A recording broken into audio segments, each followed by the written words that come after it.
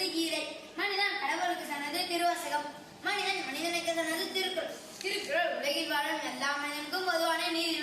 அதனால்தான் அதனை உலக பொதுமறை என்கிறோம். மேலும் அதனை வள்ளுவதனை உலகனுக்கே வான்புகழ் கொண்ட தமிழ்நாடு என்கிறார் பாரதியார். பன்மொழி புலவரான அவர், யாம் அறிந்த புலவர்களிலே கம்மனை போல் வள்ளுவனை போல் இளங்கோவை போல் பூமி தண்டில் யாங்கனும் கண்டதில்லை, உண்மை வெறும் புகழ்ச்சிலே எனவே சிரிப்பார் பாரதியார். அத்தகைய புகழ்மிக்க வள்ளுவன் என்ற திருக்குறளில் குற்றம் இருப்பதாக உங்கள் முன் வழக்கு தொடுக்க வந்துள்ளனர். அது சரி, நம்மை படித்த இரவு பாடலிலே நெற்றிக்கண் திறப்பினும் குற்றமே வாதாடியவர்கள் நம் தமிழ் புலவர்கள் அல்லவா? ஆனால் அது வாதத்திற்காக ஏற்பட்டவர்கள் அல்ல. தர்மி என்ற தமிழ் புலவனுக்கு வாழ்வழிக்க இரவு நடக்க திருவிளையாடல். இங்கும் அதுபோல் ஒரு வழக்கு வந்துள்ளது. வழக்கெடுப்பவர் காமினி, லட்சணா, மித்ரன். அதனை மறுத்து எதிர்த்து வழக்கெடுப்பவர் ஸ்ரீவிதம், முகிலன், தன்விஷா. வழக்கெடுப்பவர் முதலிடம் குற்றச்சாட்டினை ஒவ்வொன்றாக இங்கு பதிவு செய்யலாம். சமன் செய்து சிரித்துக்கும் கொள் போல் நீதி தவறாத தீர்ப்பு வழங்கும் நீதிபதி அவர்களே, சொல்லின் வகை தெரிந்து பேசக்கூடிய எதிர்த்தரப்பு வழக்கறிஞர் அவர்களே, நுழைய கேள்வி அறிஞர்கள் மக்களே, உங்கள் அனைவருக்கும் என் அன்பின் வணக்கம். நீதிபதி அவர்களே, திருக்குறள் எப்படிப்பட்டது, எதற்காக எழுதப்பட்டது உங்களுக்கு தெரியுமா? சொல்லுங்க, தெரிஞ்சுக்கவும். நீதிபதி அவர்களே, திருக்குறள் ஒரு ஒப்புயர்வு நீதி அரண் மக்களுக்கு தேவையான அறங்களை கூறி வாழ்க்கையை செம்மையாக வாழ வல்லவனாய் எழுதப்பட்ட நீதி நூல். ஆமா, ரொம்ப சந்தோஷம். ஆனால் நீதிபதி அவர்களே, திருக்குறள்ல அறம், பொருள், இன்பம் என 3 பிரிவாக பிரித்துள்ளார் வள்ளுவர். அது ஒரு குற்றம் அப்பா. உச்சம் அல்ல நீதிபதி அவர்களே, 3 பிரிவாக பிரித்துள்ளார் வள்ளுவர். அறத்துப்பாலுக்கு எத்தனை அதிகாரம் வைத்துள்ளார்? எத்தனை அதிகாரம்? வெறும் 38 அதிகாரங்கள் மட்டுமே அறத்துப்பாலுக்கு. ஆனால் பொருட்பாலுக்கு 70 அதிகாரங்கள். இது எந்த விதத்தில் நான் நீதிபதி அவர்களே? உலக நூலுக்கெல்லாம் சிறந்த நூலாக விளங்கும் திருக்குறளில் அறத்துக்காக பாடப்பட்ட திருக்குறளில் அறத்துப்பாலுக்கு அதிக அதிகாரங்கள் கொடுக்கப்பட்டிருக்க வேண்டும். அதை விடுத்து பொருளுக்கு அதிகம் கொடுத்து அறத்திற்கு சிக்கனவது தவறு என்பதை முதல் குற்றச்சாட்டு. அறத்திற்கு முக்கியத்துவம் கொடுத்திருந்தால் பாடியிருந்தால் மேல் பல அதிகாரங்கள் கிடைத்திருக்குமே. மேல் பல அதிகாரம் என்ற என் ஆர்வத்தில் இக்குற்றச்சாட்டை இந்நீதிமன்றத்தில் பதிவு செய்கிறேன். நன்றி. உங்கள் குற்றச்சாட்டை இந்நீதிமன்றத்தில் பதிவு செய்து கொள்கிறது. இதற்கு எதிர்த்தரப்பாக ஏற்றுக்கொள்கிறாரா அல்லது அதனை மறுத்து எதிர்த்து வழக்காட விரும்புகிறாரா என்பதை பார்க்கலாம். நல்லவை நடுநகமாக வீட்டிற்கும் நீதிபதி அவர்களே, அஞ்சுவது அஞ்சல் அறியாய் எதிர்த்தரப்பு வழக்கறிஞர் அவர்களே, அறக்கூறும் சான்றோர்களே, உங்கள் அனைவருக்கும் என் பணிவான வழக்குகள். நீதிபதி அவர்களே, திருக்குறள் நூல் அப்படிப்பட்ட நூல் இப்படிப்பட்ட நூல் என்னென்றா கூறினார். ஆனால் நான் சொல்கிறேன், திருக்குறள் ஒரு தேர் மாதிரி. தேரா? ஆமா, அதுவும் திருவாரூர் தேர். சரி, அந்த தேர் நாடாளுமன்றம் செய்து நிற்கிறது. தூரத்தில் நின்று பார்ப்பதற்கு அதன் உயரமும் மழமும் தான் முதல் கண்ணில் படும். அந்த தேர் அழகானதும் தான் பொருட்பால். நம் காணும் போது நம் உடத்தில் தொற்று மகிழ்ச்சி வைப்பார். ஆனால் அந்த தேரை நிலைநிறுத்தி கொண்டிருக்கிறதே சிறிய அச்சாணி, அதுதான் அறுத்துப்பால். அச்சாணி கற்பார்க்கு சிறுத்தார்க்கு எடுத்து போடுவது முடியுமா அல்லது பெருசா வேண்டும் கடப்பாரா சொல்லணுமா? நீதிபதி அவர்களே, அளவு முக்கியமல்ல, அதன் ஆற்றல் தான் முக்கியம். அதனால்தான் வள்ளுவரே உருவு கண்டி எல்லாமே வேண்டும் என்றார். வரும் உருவு கண்டி எல்லாமே வேண்டும். நீதிபதி அவர்களே, உங்களுக்கு இன்னொரு நுட்பத்தில் கூற கடமைப்பட்டுள்ளேன் நான். இதோ இங்க ஒரு அம்மா கழுத்தில் முத்து மலையாண்டு இருக்கிறார். நம் கண்ணிற்கு தெரிவது முத்துக்கள் மட்டுமே. ஆனால் அந்த முத்துக்களை நூலாக ஒன்று கோத்து முடிச்சிருக்கிறார்களே, அந்த முடிச்சு அதுதான் அறுத்துப்பால். வள்ளுவர் தாம் கூற வந்த அறக்கருத்துக்களை அறுத்துப்பாலை மட்டும் கூறவில்லை, நூல் முழுவதுமே அறக்கருத்துகள் தான். இவர்கள் முத்துக்களை மட்டும் பார்க்கின்றார்கள். ஆனால் அவை அறக்கருத்துக்களாவை கோட்பட்டவை என்பதை அறிந்தும் மரியாதை போல் கூறுவதால் அறத்துப்பாலுக்கு அளப்போவதில்லை என்கிறார் எதிர்த்தரப்பு வழக்கறிஞர். மேலோட்டமாக பார்த்தால் அறத்துப்பாலுக்கு அளப்போவதில்லை. மேலோட்டம் பார்த்தால் அறக்கருத்துக்களாவை அதிகாரம் குறைவாக தோன்றினாலும் மற்ற பொருட்பாலிலும் இன்பத்துப்பாலிலும் இடம்பெறுவது அறக்கருத்துக்களாக என்பதால் இக்குற்றச்சாட்டை தாங்கள் நீக்கும்படி கேட்டுக்கொள்கிறேன். நன்றி. திருக்குறளில் அறத்துப்பாலுக்கு குறைந்த அதிகாரங்களே கொடுக்கப்பட்டுள்ளன என்ற குற்றச்சாட்டை தகுந்த காரணம் காட்டி மறுத்ததால் அவரின் வாதங்கள் இங்கு ஏற்றுக்கொள்ளப்பட்டது. நீங்கள் உங்கள் அடுத்த குற்றச்சாட்டை விவரிக்கலாம். நீதிபதி அவர்களே, என்னுடைய அடுத்த குற்றச்சாட்டு அறத்துப்பால் அந்த இடம் சரியில்லை. ஏன் அறத்துப்பால் முதலாவதான் அமைந்துள்ளது,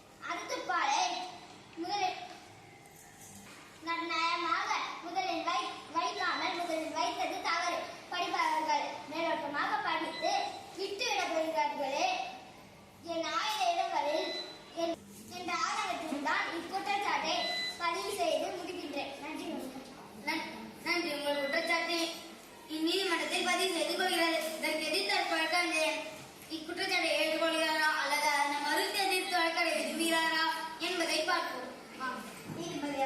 நீதிபதி அவர்களை அத்துப்பால் அடித்து அமர்ந்திருக்க வேண்டும் என்று அவர் குற்றச்சாட்டை ஏற்பியதில்லை. நீதிபதி அவர்களே, எழுத்துக்கள் எல்லாம் அகரத்தை முதலாக கொண்டவை, குரல்கள் எல்லாம் அறத்தை முதலாக கொண்டவை. அதனால்தான் அத்துப்பால் முதலாவதானது. அவ்வளவுதான். அவர் சொன்னாலே படிக்கிறவங்க தாண்டி போயிடுவாங்களாம். சடி படிச்சுட்டு தூக்கி போடலாம். இதெல்லாம் வர்றதெல்லாம் அதுவே கூட ஓசில கிடைச்சா ஒரு நாள் முழுக்க வயிற்று படிச்சு மறுநாள் தரவங்க நாம ஆளாத்திருக்கிறோம். அப்படிப்பட்ட நூல்களா உலக மக்களுக்கெல்லாம் கிடைத்திருக்கா புனித நூல். காந்தியே ஒரு முறை சொன்னாராம், அடுத்த பிறவி நூல் இருந்தால் தமிழாக திருக்குறளை அதன் மூல மொழியான தமிழே படிக்க வேண்டும் என்று பாரதிதாசன் தான் சொல்வாரு. துன்ப நேர்களில் யார் எடுத்து நீ இன்பம் சேர்க்க மாட்டாயா, அது திருக்குறள் சொல்லெடுத்து எம்பி காட்ட மாட்டாயா, அன்றே இயம்பி காட்ட மாட்டாயா என்று ஏன திருக்குறள் ஒவ்வொரு சொல்லும் முதல் மகன் எங்கிருந்து பார்த்தாலும் இன்னைக்குதான் எங்கிருந்து படிக்கிறாலும் இன்னைக்குதான் செய்ய.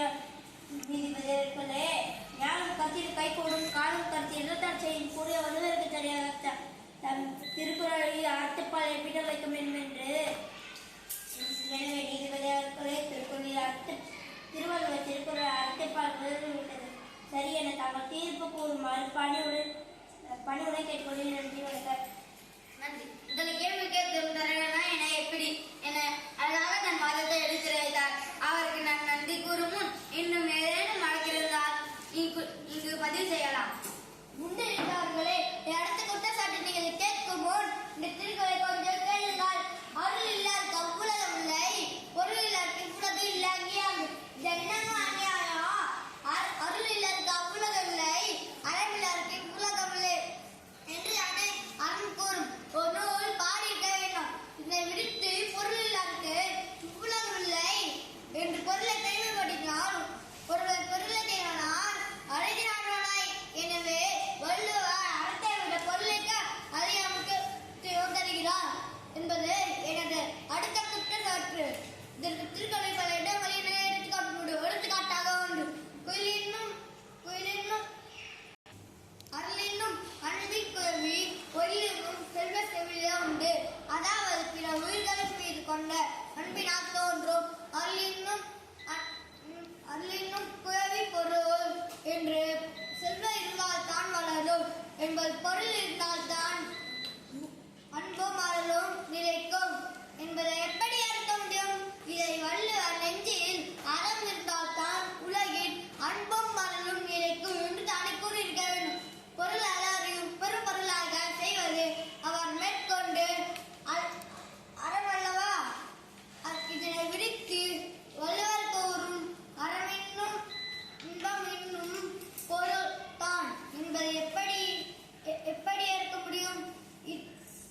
எனவே வள்ளுவர் அறத்தை விட பொருளுக்கு அதிகம் ஐட்டம் தருகிறார் என்பது ஏன் கடைசி குற்றச்சாட்டு. இதற்கு அதனை இங்கு பதிவு செய்ய நல்லதற்கு தீர்ப்பளிக்க காத்திருக்கிறார். நன்றி. நன்றி. பொருள் இவ்வுலக வாழ்க்கைக்கு இன்பம் சேர்ப்பது, அறம் நல் உலகத்திற்கு நம்மை இட்டு செல்வதற்கு. அத்தகைய அறத்திற்கு அதிக அர்த்தம் தரப்படவில்லை என்ற உங்கள் குற்றச்சாட்டு இந்நீதிமன்றத்தில் பதிவு செய்து கொள்கிறது. இதற்கு எதிர்த்தரப்பு வழக்கறிஞர் இக்குற்றச்சாட்டை ஏற்றுக்கொள்கிறாரா அல்லது அதனை மறுத்து எதிர்த்து வழக்கடை விரும்புகிறாரா என்பதை பார்ப்போம். நீதிபதிகளே, பொருளில் அர்த்தம் உலகம் இல்லை. பொருளான செய்க பொருளை வள்ளுவர் தான் சொல்றார். ஆனா அந்த பொருளை எப்படி வேண்டுமானாலும் மீட்டலாமா? அப்படியே ஈட்டினாலும் இன்பம் கிடைக்குமா? படிதான் கிடைக்கும். அன்பு அருளோடும் அன்போடும் வார பொருளாக்கம் புள்ளார் பொருளை அதனை அறவழியில் வராத பொருளை தீயவர்கள் தான் அனுபவிப்பார்கள். உண்மையில் சிறப்பான பொருளை நம்மிடம் நீங்காமல் சேர்ப்பதே அறம்தான். சிறப்பினும் செல்வமினும்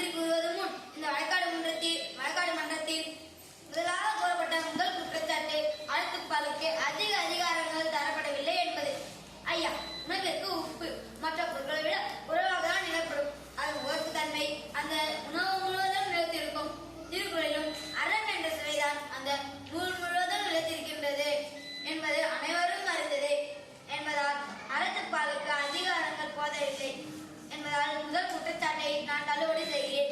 அடுத்து இரண்டாவது குற்றச்சாட்டு, அறுத்துப்பால் நடுவில் அமைந்திருந்தால் நன்றாக இருந்திருக்கும் என்பது. கொண்டு கேட்டதனை தேடி முடிக்கும் பறவைகள் பழம் நிறைந்த சோலையை நாடி செல்லும் நல்லவர்களும் அறக்கருத்துக்கள் எங்கே எவ்விடத்து சொன்னாலும் நாடி சென்றே படிப்பார்கள் என்பதில் ஐயமில்லை என்பதால் இரண்டாவது குற்றச்சாட்டையும் நான் தள்ளுபடி செய்கிறேன். அடுத்து மூன்றாவது குற்றச்சாட்டு, அறுத்துப்பாலுக்கு அதிக அழுத்தம் தரவில்லை என்பது. பெரியவர்களே, இவ்வுலகில் மனிதன் மட்டும் இன்பமாக வாழ வேண்டும். மனிதன் மட்டுமல்ல, எல்லா உயிர்களும் இன்பமாக வாழ வேண்டும் என்று நினைக்கின்றன. ஆனால் மனிதன் மட்டும் தான் இறந்த பிறகும் இன்பமாக வாழ வேண்டும் என்று சிந்திப்பவர். அதற்கு இவ்வுலக பொருட்கள் உதவாது என்று சிந்தித்த வள்ளுவன், அறத்தான் வருவதே இன்பம், மற்றெல்லாம் புறத்தும் புகழும் இல. அறத்தான் வருவதை இல்வாழ்க்கை, அந்த வாழ்க்கையை அறநெறி தவறாமல் வாழ்ந்தால் வானரையும் தெய்வத்தில் வாழலாம் என கூறியுள்ளார். அறத்திற்கு இதைவிட அதிக அழுத்தம் தேவையில்லை என்பதால் மூன்றாவது குற்றச்சாட்டையும் தள்ளுபடி செய்து திருக்குறள் அறநூலே அது அறத்திற்காகவே பாடப்பட்ட நூல், அறத்தையே முழுமையாக பாடிய நூல் என்று கூறி இந்நீதிமன்ற திருக்குறள் அறநூல்